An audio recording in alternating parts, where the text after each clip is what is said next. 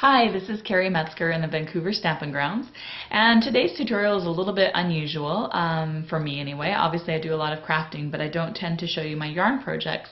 However, over the Christmas holidays, a lot of you were asking what I was doing because I was doing a lot of knitting. I actually made 14 scarves as gifts this year, and it was a blast, and I was cheating because I was making self-ruffling scarf, or self-ruffling ribbon, or it's also called yarn.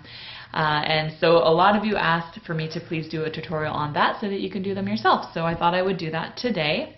Now this scarf, you can kind of see, I'll just show you.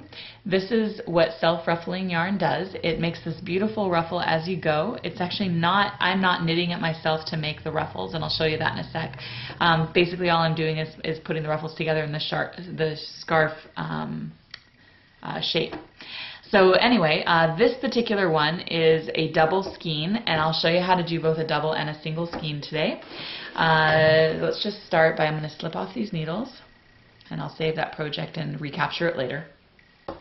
The most tricky thing that you have to know about this ribbon, or this lace, is that when you pull it out, you can see this, it's kind of a net instead. It's not the normal yarn that we use, of course. And on the very edge, it has a really raw, rough edge. And I'll just pull it in for this part so that you can see it. Okay, so you can see on that, this is going to unravel over time. And so honestly, the very best way that I found to deal with this is I took it and I folded that rough edge up to meet the pretty edge, like that, just in a little V at the end, folded it over, and then I just sewed right across the top and sealed it in before I even started with my project. I sewed it, you could do it with your machine even, I did it by hand, but that's how I dealt with that, is I wanted to just basically hide all the rough edges, get them nice and neat inside, and then sew it up so that it basically knotted it into place. And then I started the project.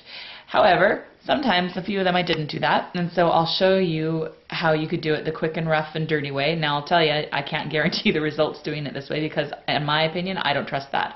I don't want that to be out, but in case you are somebody who just likes to get started and wants to just play right away, go ahead and do that fold over that I just showed you, but instead of sewing it, we're going to knit it right away. And in general, this will be the same way that you get started if you sew it anyway. So what we're going to do is we've got it folded over the clean edge, and you're going to grab as many layers, so I have both layers of the raw edge that are folded over. I've got both layers of that, and inside of course is the clean edge. And I'm just going to stick my needle through the top loop, and I'm going to do that several times through that area there. So that's 1, 2 stitches.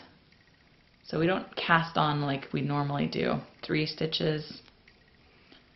And then after I've got those first 3 stitches on and I've kind of got that rough part ironed in, that's when I'm going to start with my full-on knitting. So every 1.5 inches, I'm just going to grab the top loop and pull it on. So that's 1, 2, 3, 4, 5, 6. I'm going to grab 2. Well, I'm going to grab 3 more actually. 1, 2. Now I'm using a size 8 needle here. Here's 3. Okay, so that's 1, 2, 3, 4, 5, 6, 7, 8, 9. Now here's what I found. Everyone has an opinion about what needle size to use for this scarf. Honestly, I have looked at the ones that were made at size 10 needles and the ones that are size 8 needles. They look the same to me. They're not that big of a difference. Use the needle you have on hand, and I mean, it doesn't matter. It's just such a loose scarf. Who cares? That's my opinion. But you know what? I'm also not the perfectionist knitter that a lot of people are. So some people who are, maybe you guys will want to make sure that you use the very proper needle for this. As I said, I used a size 8. It worked fine.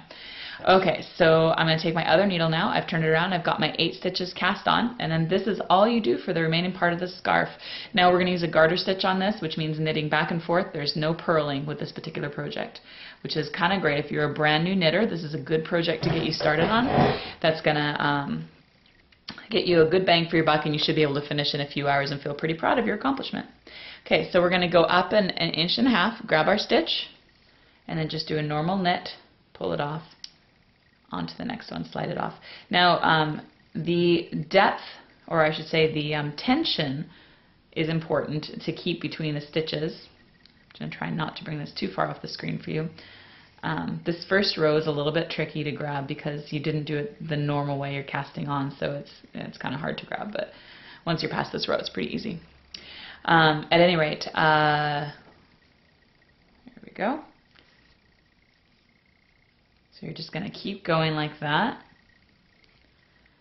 And so no purling, just knitting. I don't even think it would matter if you purled because you're not going to see it. So if you wanted to purl the whole thing, you could do that too, of course. And there we go. So I'm just going to go skip every 1.5 inches, and I'm just grabbing somewhere near the edge. It really doesn't matter if you grab the very edge. The first one I did, I was so careful, and I grabbed just the edge and exactly the number of stitches in between, and it took me a lot longer. Whoops. Took me a lot longer to do, and I realized at the end that it really didn't matter. It made no difference on the final project. So yeah, if you like doing that, if you like counting, then go ahead and do that. I'll try and make some mistakes here at some point so that you guys feel more comfortable when you make your mistakes. Okay, now when we get to those first 3 stitches that we put on, remember that we put on several layers, so you're going to go pick up several layers as you go. Remember that raw edge. And it's going to be kind of snug on those ones, and it doesn't matter because the whole scarf is going to cover this up. It's not going to show at all. Okay, we're going to get in there, get those snug few. And as I said, for me personally, I would have sewed those. I think that makes more sense. There we go.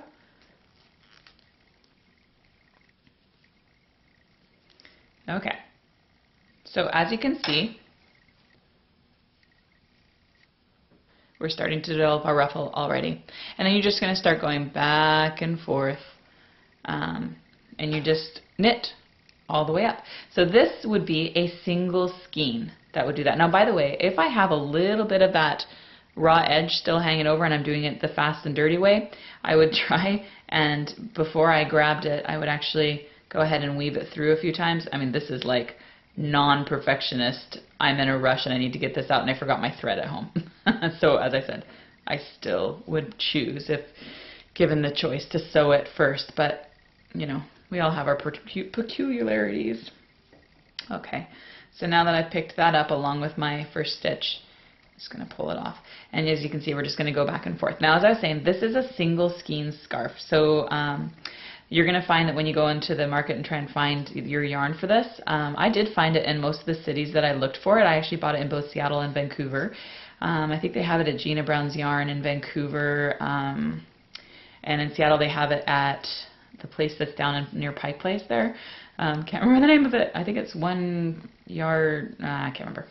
One Yarn or something like that. It's a really cool little place anyway. Yeah, so they have it in most places, but they have 2 different kinds. They have one that comes in a single skein, and that one is great for making just a straight scarf. It comes to be just about your waist length, so maybe about 40-45 inches or so, depending on how many stitches across you use, and about, I don't know, 5 inches, 4 or 5 inches, 5 inches wide probably. Again, depends on how many stitches that you use. There we go. Now you can start to see how that is starting to ruffle out.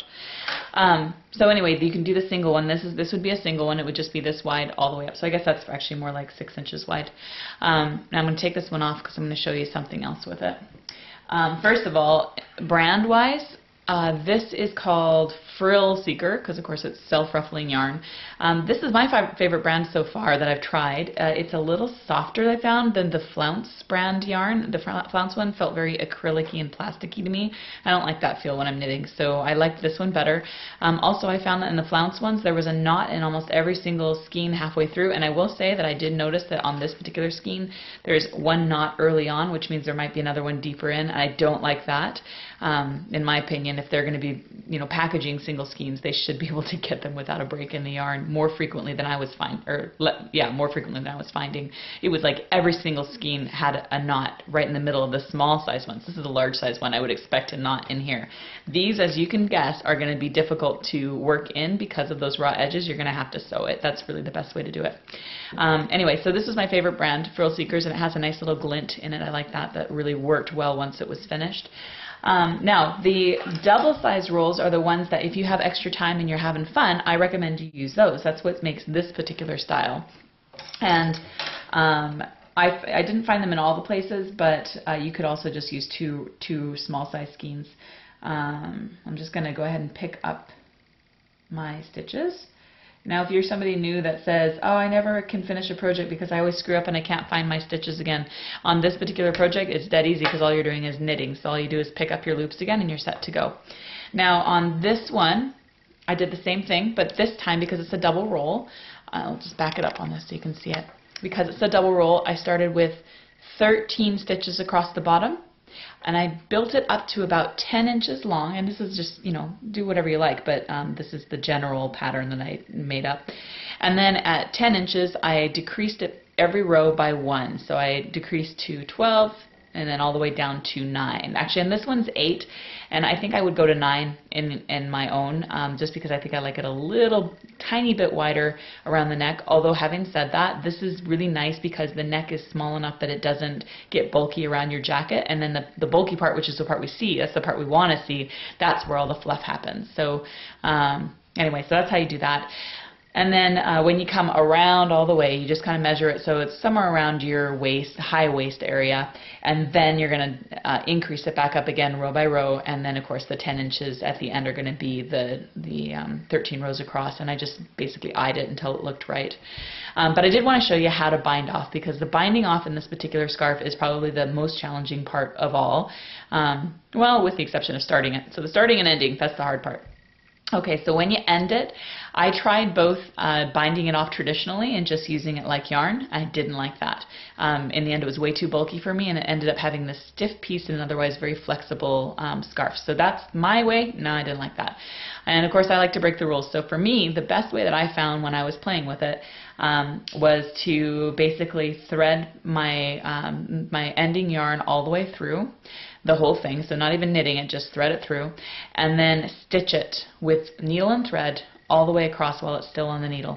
And so I stitched it so that when I was done, I basically just slid it off and kind of tightened it up and shook it out a little bit. And that made a hidden seam. It was secured at the end. I made sure to stitch my raw end, and that was of all the different ways that I tried it, I found that to be the best way that really had the product look the best at the end. So that's my opinion. Everybody's going to have a different way to do it, but for me that was my experience. So anyway, I hope that gives you some inspiration. As I said, this is a really great scarf. This particular one will take you probably more like 5 or 6 hours to finish, depending on your speed as a knitter. So maybe 2 nights and you'll have this one finished, but 2 nights in front of the TV, that is. What a great gift, though. It seems like the people that I gave it to really liked it, so I hope that your people like them as well. You can get more ideas on crafting and tutorials at my blog at www.thestampingrounds.com. Have a great day and enjoy the new year. Bye-bye.